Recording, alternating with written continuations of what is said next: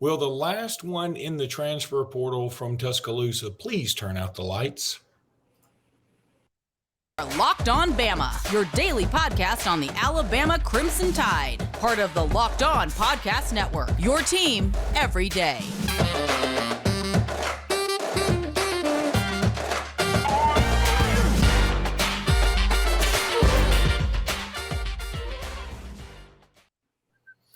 Hey, everybody, and welcome back into Locked On Bama. Luke Robinson, that's me. Jimmy Stein, that's him. Jimmy, how are you today?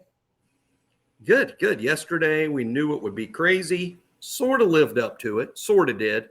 To be honest, I actually believed it would be a little crazier than it was, but still a pretty crazy day. So I'm sort of recovering.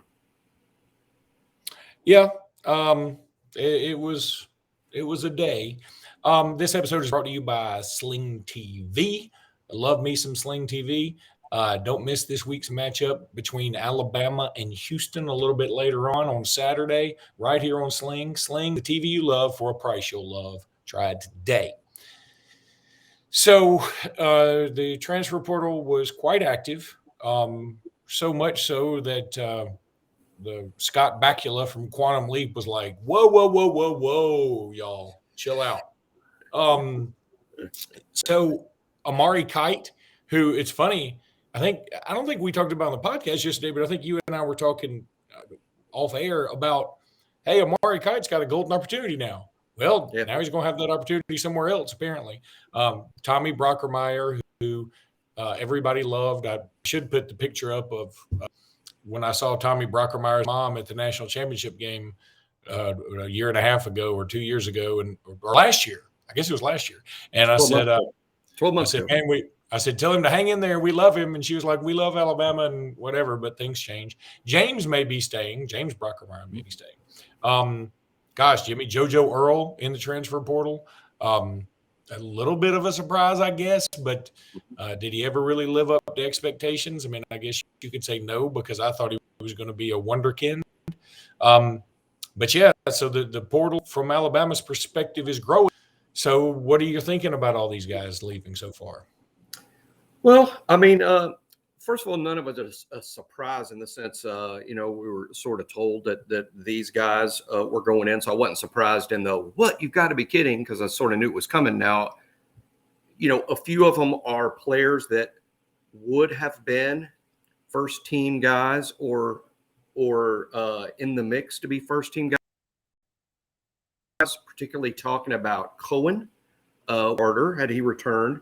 JoJo would have certainly stayed in the first team rotation.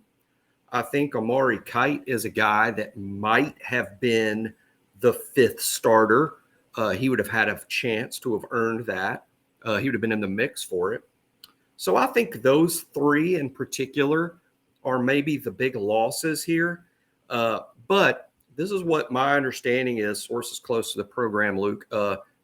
If you want to sort of envision a kid saying, I'm leaving, and he's packing his car to drive out of Tuscaloosa forever, and Coach Saban and multiple assistants are behind him trying to talk him out of it and begging him to come back and sit in his office so we can talk about this, sort of like a breakup scene in a rom-com where the guy is begging the girl not to go. That did not happen. There was no rom-com type scene outside Bryant Hall or outside Bent Tree Apartments or whatever. That did not happen. I don't think a single player that's left was begged to stay. Or you don't think Saban was out in front of their apartment holding a scholarship above his head, like you said? Hey, let's not rule that out happening between now and the next 43 days with the portal windows open. That could happen, like it happened sort of with Drew Sanders a year ago, where you did have Saban playing the Peter Gabriel song, but no, not these guys. But I think each one of them has their own personal story as to why each left. It's not a one-size-fits-all thing. I think none of the guys we've talked about were literally picked up and thrown into the portal. I don't think that's the situation either, though that does happen. But I just think it's a situation where they wanted a slightly better situation for the way I look at that, Luke, and this is just my look at it because this makes total sense to me. He wants to be the punt returner. And who can blame him? He's moving into his junior year. He has to start auditioning for an NFL job. I'm sure JoJo Earle believes that his path to the NFL includes punt returning, that might be his best skill. But the fact of the matter is Alabama's got a punt returner who's younger than he is or the same age as he is in Kool-Aid McKinstry. So if JoJo didn't beat out Kool-Aid this year, it's highly unlikely he would beat out Kool-Aid next year. If JoJo wants to return punts, it's going to have to be somewhere else. And I think that likely explains at least part of the reason as to why he would be in the portal. As to other guys, Kite, here's the thing that stinks about this, Luke, in my opinion, about Amari Kite that upsets me just a little bit. Offensive line is a developmental position. And I think from the day we signed Amari, it was going to be we think players just not going to happen overnight for him. He's got to work on his body and then work on some things fundamentally. And then maybe by his junior year, his fourth year, a redshirt junior year, he could be a real dude. And I think that's sort of what happens here. And now he's ready to be a dude. He doesn't see a clear path to the starting lineup at Alabama. And he's like, wow, it's about year 4. I need to start playing. So I'm going to a place where they will damn sure put me in the lineup. And it feels like, gosh, we invested a lot of development into that kid, a lot of coaching and a lot of time and a lot of strength and conditioning. And now he's ready to be a dude and he walks out the door and all that work we did was to benefit someone else. That's one kind of bummer thing about this. But hey, to be completely honest, gun to my head, if you said, tell me right now, is Amari Kite going to be a starter 2023? And therefore, that's probably why he's packing his stuff. Yeah, my first thought about all this when you were talking about the rom-com situation was, man, that'd be kind of if you had transfer portals for relationships and marriages. You could just say, look, I think that I've put in my time here and I appreciate all that's happened, but I've got to move on. And, hopefully somebody will pick me up in the portal that I'll have a better opportunity. I don't feel like I'm getting as much action as I should be getting. Read into that what you will. But yeah. So if I was still a divorce lawyer, dude, you just talked me into the marketing scheme of a lifetime. I would have a sign in front of my office that says, welcome to the transfer portal. The marriage transfer portal. I've got a great deal with the woman across the street. She is going to encourage her husband to get into the transfer portal himself. And then I'm going to move in and I'm going to be a starter. So yeah. Anywho, Jimmy, let's go ahead and tell everybody about BetOnline. BetOnline.net is your number one source for all your sports betting info, stats, news, podcasts, whatever you want, analysis. They got it at BetOnline.net. Get the latest odds and trends for every professional and amateur league out there. Every single one of them, NFL, college, whatever, basketball, football, baseball. They got it all. Soccer, esports. You can bet on the World Cup, whatever you want. And if you love sports podcasts, you can find them all at BetOnline.net as well. We're always the fastest and easiest way to get your betting fix in. BetOnline is where the game starts. Okay, so let's look at this from another perspective. Let's look at this the other way. Is there anybody that has entered the portal so far? And I mean, I know that there are 1,000 names in the portal, so this is probably a loaded question or a very difficult question to answer. But is there anybody that's in the portal that you say, man, that guy could be a good fit at Alabama? Because it works the other way. I mean, I think most Alabama fans right now are wringing their hands a little bit, worried that, hey, what's going on? I think this is the new normal, man. And so here's the thing. We're going to have somebody dedicated to the portal, or several somebody's dedicated to the portal, the same way we have people dedicated to high school football. Oh, that's a great point. That's exactly what's going on. Sal Sinceri sort of heads up that for Alabama off the field. Sal runs Alabama's portal scouting department, you could say, and then he's got the underlings that work for him. I am sure that those folks are hard at work today, preparing lists, getting coaches assigned to, hey, just the same way high school works. Who knows that it works this way, but it would be like, hey, Holman Wiggins, you got the ACC guys. Eric Wolford, you got the Pac-12 guys. I mean, it would work sort of like that, right? I mean, if you're assigning, because it's got to be chopped up, it's too big for one person. But really, in terms of guys that have caught my attention, Byers from UTEP, big time offensive lineman. We had a lot of success with Tyler Steen. He really helped our offensive line, sort of solidified it. We went from leaky and bad to solidified, not exceptional. Well, this Byers kid from UTEP, he might be more exceptional. I mean, I've just watched a few clips. I hope today to watch more, and then I'll really get on the train about this if I love this kid. But to me, at first glance, watching him play some clips at UTEP, Luke, whoa, this guy is really good. He plays tackle there. He might be a guard in the SEC or in the NFL, which is a good fit for us, by the way. How about that? A guy capable of pass blocking on the edge, but really your future, even on Sundays, is inside. 6'4", 330. Just stats from PFF, Pro Football Focus, were unreal. I take a long look at this guy. He might be a grade above what we were getting with Tyler Steen last year. And as we saw, Steen was very impactful. That's the guy right now of all the guys in the portal that interests me the most, because after what happened on the Alabama offensive line, Luke, Tommy Brockermeyer gone, Amari Kite gone, Damian George gone, Tanner Bowles gone, starter Javion Cohen gone, all three seniors, Darian Dalcourt, Emil Ekiort, and Tyler Steen, none of whom appear to be coming back. We have, I would even go so far as to say, just being honest, my opinion, a depth emergency on the offensive line. So my whole portal focus right now is offensive line. I think everywhere else on the team, we can survive with what we got or even thrive with what we got. But the offensive line, we need at least one, maybe two starters from the portal, but definitely one.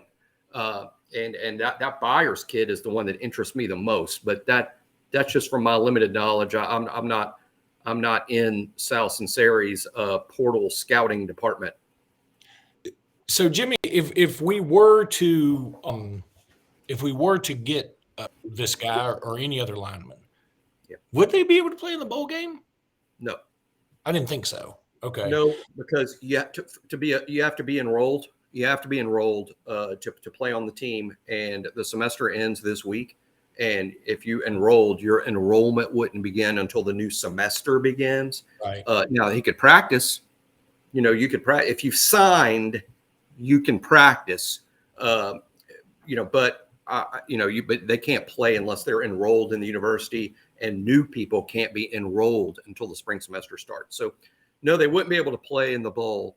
But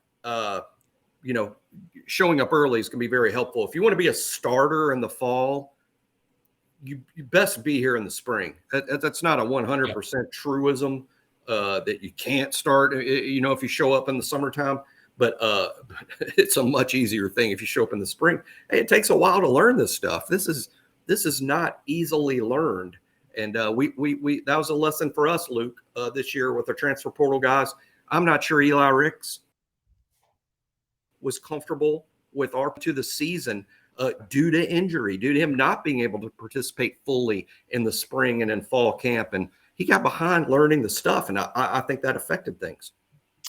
This is really kind of scary because Alabama they got 7-8 offensive linemen available for Kansas State. I mean, I'm throwing out a number. It may be 9, but. Well, we got to remember that the seniors are likely to play unless they opt out. I don't anticipate Ekior, Steen, Dalcourt, and Kendall Randolph. That's 4. I don't anticipate any of them opting out. So that's 4 guys available right there. The offensive line that started at the Auburn game will all be back, with the exception of Javion Cohen is the only starter who's portaled out. But Tyler Booker has played half the season as a starter. So I'm anticipating a starting offensive line, Luke, of Tyler Steen at left tackle, Tyler Booker at left guard, Seth McLaughlin at center, Emil Ekior at right tackle. And that'll basically be the group we started all year. assuming none of those seniors opt out. If we have opt-outs among the senior offensive linemen, Houston, we have a problem. All right.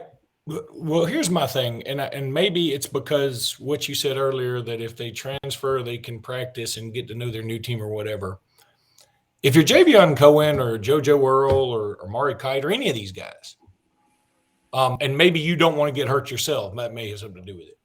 Why wouldn't you play in the bowl game, go and get all the swag, audition essentially? Right. I guess there is a risk that you could get hurt too, just the same way Bryce Young probably will opt out, or Will Anderson or whatever. And maybe you just want to get on with it. What is the advantage to entering the portal like immediately? I mean, why? Right. I guess maybe it gives you more options, but I could also make the argument that, if you're good, if you're JoJo Earl, somebody's going to take a chance on you. And if you go to the bowl game and you show out, and you still want to transfer, maybe first of all, maybe you go to the bowl game and show out, and maybe you want to stay. Or maybe you go to the bowl game and show out and you definitely want to go and you look better, and somebody they'll find room for you.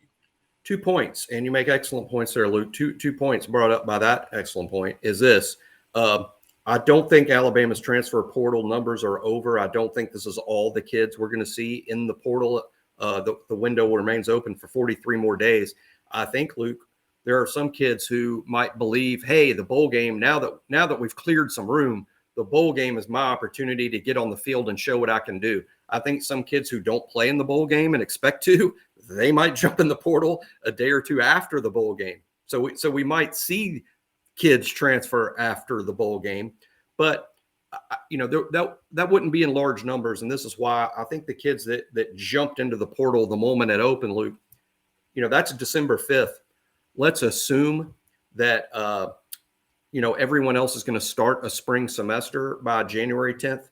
So if you got in the portal yesterday, you really only have 1 month, let's say 5 weeks, 5 weeks to make a decision about where the landing spot's going to be. So it's all compressed. Who's going to offer me? What option am I going to have? Am I going to like them? You can actually go on visits now. If you're in the portal and you're being recruited, you can go on, quote, official visits, certainly unofficial visits. So with such a condensed time to make a decision about the landing spot, that's why they jumped in. They feel like they need time to go over their options and visit these options and see where they fit in, because the people that are leaving are looking for a better situation. The time is awful condensed. I mean, recruiting, let's say it starts in the 10th grade and you don't sign to the 12th grade. You got 2 years, to make up, to find the right spot for you. Now, these guys, they have a month. So that's why they got in the portal so quickly. All right, we're going to take a break. When we come back, I just want to throw out some odd and end things here. All right, Jimmy, Will Anderson wins the Nagurski for the second year in a row. I think he's only the second player ever to win it 2 years in a row, along with Pat Fitzgerald, who's the head coach at Northwestern now. Interesting. So, yeah, good for him. I think it's deserved. I don't think this year was as good as last year for him, but his not as good as last year is still better than everybody else's best year. So congratulations to Will Anderson. This guy's going to make a ton of money in the NFL. More power to him. If he wants to come back to the University of Alabama, I will contribute $5 a month to the NIL. That interest will pile up, Will. I want to let you know. So, it's compound interest, Will. I mean, it may not be the same as an NFL contract, but I'm doing my part. Heroic. Huh? Heroic. Not all heroes wear capes. But Jimmy, the other thing that was interesting, the Heisman finalists, and it has been rather controversial. I think it's controversial because Bryce Young isn't there. Now, he might be there to award the trophy. I assume he'll be there, just like all the other past Heisman winners. But frankly, and I've seen other people on Twitter who aren't Alabama fans say this, that Bryce Young's the best player. It's just he doesn't have the stats, and his team didn't do it well this year. I would say that Bryce Young is more deserving to be there than Stetson Bennett. I like Stetson Bennett a lot. He is a very good player. I think Stetson Bennett is Greg McElroy plus. That is not an insult. Greg McElroy went undefeated and won a national championship as a starter. and he also won the MVP of the SEC title game. So yeah, there's a huge, not positive, but huge accolades are coming his way and are deserved. But he's not the Heisman Trophy winner. And I mean, I'm looking, okay, if you don't want to invite Bryce Young because he won it last year, he dropped off a little bit. He was injured, and the team lost 2 games in the regular season. But it should be noted that Bryce Young set up his team both times to win those games. It didn't end with the ball in Bryce Young's hands. He had it. He did what he was supposed to do. And one time our field goal kicker missed one, and Jahmyr Gibbs missed an easy reception. And another time our defense gave up a 2-point conversion. But I would at least have, even though he's hurt too, I would have put Hendon Hooker in there over Stetson Bennett. Hendon Hooker is the first team SEC quarterback. Stetson Bennett's not even second team. And again, I know that those things don't necessarily correlate because they don't correspond with each other and advise one another about what they're going to do in terms of votes. But I just think that's right. It's not, first of all, it's not a great year for the Heisman. There's having a tight race with 3 excellent players. It's a tight race with 3 or 4 dudes who you're like, we got to give it to somebody. Yeah, it's a last man standing thing to me almost. I see it. I see those Heisman finalists in 2 groups, 2 guys who are sort of more deserving and are typical of Heisman winners, and C.J. Stroud and Caleb Williams. I think one of those 2 is going to win it, and I anticipate they're going to finish 1 and 2. I would vote for Stroud myself. That's who my vote would be. I decided late but firmly that C.J. Stroud would probably get my vote to win the Heisman Trophy. I think Caleb will finish second. You could easily, based on the fact that it's Stetson Bennett and Max Duggan as finalists, you admit that Bryce Young deserved to be a finalist because he's just a better player than those guys. I think, ironically, Bryce Young is a better player today than he was when he won the Heisman a year ago. That stat that I saw from Matt Hinton's Twitter yesterday, that Bryce Young, despite Alabama's season, Bryce Young never quarterbacked a possession in the 4th quarter in which he did not tie or take the lead of the game. So every time Alabama was behind in the 4th quarter this year and Bryce Young was a quarterback, he immediately drove the team down the field and scored to tie the game or win the game. It was the defense on the field that lost the game for Alabama, both against Tennessee and LSU. And of course, Bryce won the others like Texas and Ole Miss. Just from that stat alone, you could have justified Bryce Young being there in New York. I like Stetson Bennett better than most college fans do. I don't object to Stetson Bennett getting Heisman talk. I think he's a really good player. I think Max Duggan deserves some Heisman talk and a top 10 showing. But this is why I don't like this field, Luke. This is why. These hypotheticals sound so silly, but if Bryce Young was the quarterback at Georgia and not Stetson Bennett, Georgia would be the 33rd NFL team. They would be just absolutely unbeatable at this level. And if Bryce Young was the quarterback at TCU and not Max Duggan, they wouldn't have played 9 close games. Those 9 close games would not have been so close with Bryce Young at quarterback. He's, I think, substantially a better player than those 2. Hendon Hooker also should have been there. When I said I'd vote C.J. Stroud for the Heisman, my ballot, I don't have one yet. I might have one in the future. I don't have one now. But if I had a ballot, and as everybody knows, you list 3 guys, right? First, second, third. My ballot would be C.J. Stroud, number 1, Hendon Hooker, number 2, and probably Bryce Young, 3, though I would consider Caleb Williams there. I can see that. Bryce Young would be on my ballot somewhere, and that was a very modest flex on the you might have a Heisman ballot one day. Well, now I'm a sports writer. I'm in the mix.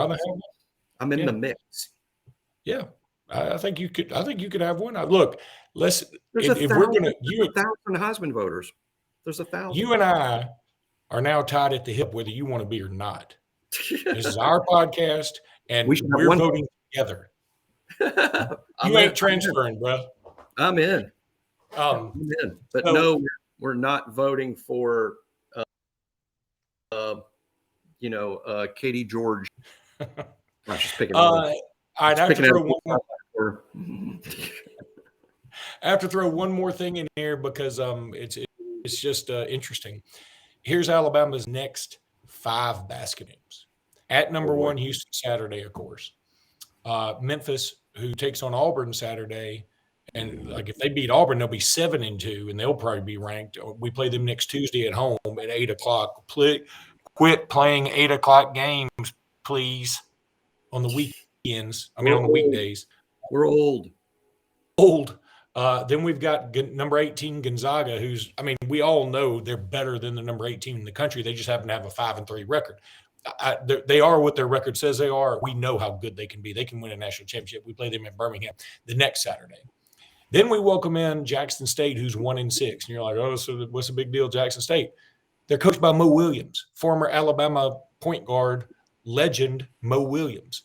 And I love this. I think this is wonderful. I think it's great for the university to help out former coaches, former players who are now currently coaches to play them, because Jackson State does nothing to help our net or our whatever the new ranking system is. It hurts us because they're 1-6. But you know what? I dig playing them. I think it's cool. And also Jackson State's kind of a big name right now. They're not as big as they once were because Dion just left, but they're still kind of a big thing.